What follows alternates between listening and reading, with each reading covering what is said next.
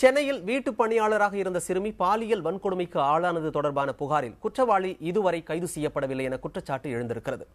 ஆந்திராவிலிருந்து கடத்தி வரப்பட்ட அந்த சிறுமியை கடந்த 4 ஆண்டுகளாக அவர் பணிபுரிந்த வீட்டின் உரிமையாளரே பாலியல் வன்கொடுமை செய்ததாக குற்றச்சாட்டு எழுந்தது.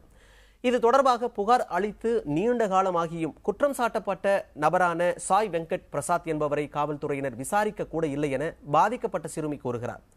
தற்போது பெரம்பூரில் உள்ள காப்பகத்தில் தங்க வைக்கப்பட்டிருக்கும் அவர் சம்பந்தப்பட்ட நபர் மீது விரைவில் நடவடிக்கை எடுக்க வேண்டும் என கேட்டுக் கொண்டுள்ளார்.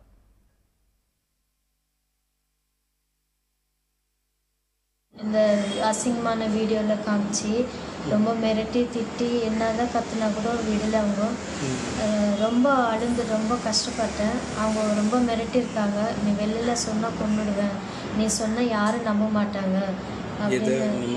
இந்த மாதிரி எனக்கு எடுத்த விஷயம் நீ சொன்ன இந்த வெளில யாரும் நம்ப மாட்டாங்க அப்படின்னு சொல்லியிருக்காங்க. அது நான் ரொம்ப பயந்துட்டு யாருக்கும் சொல்லாமல் இது பல தடவை இப்படியே நடந்துகிட்டே போயிடுச்சு. இந்த டார்ச்சர் என்னால் தாங்க முடியாமல் நான் சூசைட் அட்டென்ட் பண்ணேன். போலீஸ் அவனை நாங்கள் கம்ப்ளைண்ட் கொடுத்தப்போவே மெடிக்கல் ரிப்போர்ட்டு எல்லாமே செக்கிங் ஆயிடுச்சா. மெடிக்கல் ரிப்போர்ட் கூட என்னன்னு இன்னும் காட்டலை. அவங்க எதுவுமே கேட்டால் கூட பதில் சொல்லலை. அதுக்கப்புறம் அவங்க இன்னும் அரெஸ்ட் பண்ணாமல் இருக்காங்க. அவனை அரெஸ்ட் பண்ணி அவனுக்கு தண்டனை கொடுக்கணும்னு தான் நான் நினைக்கிறேன்.